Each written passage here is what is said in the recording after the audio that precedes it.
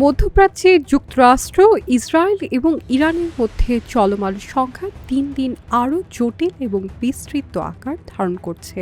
সাম্প্রতিক ঘটনা প্রবাহে প্রশ্ন উঠছে, এই যুদ্ধ কি শেষ পর্যন্ত যুক্তরাষ্ট্রের জন্য আরেকটি ভিয়েতনাম হয়ে দাঁড়াতে পারে? ইসরায়েল এবং ইরানের সরাসরি সংঘর্ষ শুরু হলেও তা দ্রুতই ছড়িয়ে পড়েছে লেবানন, ইরাক এবং উপসাগরীয় অঞ্চলে। ইরানের মিত্র গোষ্ঠী যেমন হিজবুল্লাহ এবং বিভিন্ন মিলিশিয়া গ্রুপ যুক্তরাষ্ট্রের স্বার্থ এবং ঘাঁটিগুলোর ওপর হামলা চালাচ্ছে। ফলে যুদ্ধ এখন শুধু দুই দেশের মধ্যে সীমাবদ্ধ নেই, এটি একটি পূর্ণাঙ্গ আঞ্চলিক সংঘাতের রূপ নিয়েছে।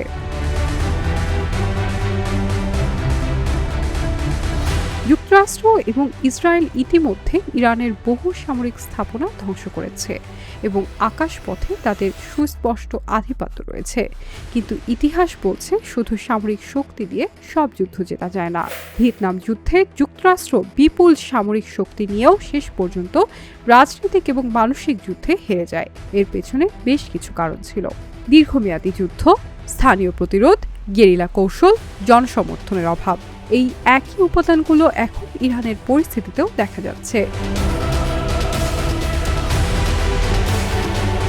ইরান সরাসরি মুখোমুখি সংঘর্ষে না গিয়ে প্রক্সি যুদ্ধ বা ছায়াযুদ্ধের কৌশল নিয়েছে। তারা বিভিন্ন দেশে মিত্র মিলিশিয়া ব্যবহার করছে, ড্রোন এবং ক্ষেপণাস্ত্র হামলা চালাচ্ছে এবং গুরুত্বপূর্ণ স্থান যেমন দূতাবাস এবং ঘাঁটিতে আঘাত হানছে।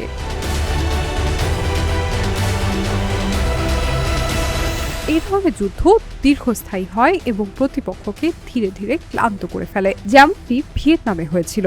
ইরান ভৌগোলিকভাবে বিশাল, পাহাড়ি এবং প্রতিরক্ষার জন্য উপযোগী। এটি সরাসরি দখল করা বা নিয়ন্ত্রণে রাখা অত্যন্ত কঠিন। ভিয়েতনামের মতোই এখানে স্থানীয় জনগণের প্রতিরোধও বড় ফ্যাক্টর হয়ে উঠতে পারে। দীর্ঘ যুদ্ধ মানে বিপুল ব্যয়। ইতিমধ্যে তেলের দাম বৃদ্ধি, বাণিজ্য ব্যাহত হওয়া এবং বৈশ্বিক অর্থনীতিতে চাপ তৈরি হয়েছে। যুক্তরাষ্ট্রের অভ্যন্তরেও যুদ্ধবিরোধী মনোভাব বাড়তে পারে, যা ভিয়েতনাম যুদ্ধের সময় বড় ভূমিকা রেখেছিল।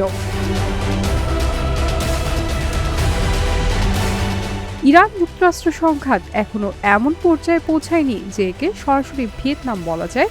তবে যুদ্ধ যদি দীর্ঘস্থায়ী হয়, ছড়িয়ে পড়ে এবং রাজনৈতিক চাপ বাড়ে, তাহলে এটি যুক্তরাষ্ট্রের জন্য একটি কঠিন এবং ক্লান্তিকর সংঘাতে পরিণত হতে পারে।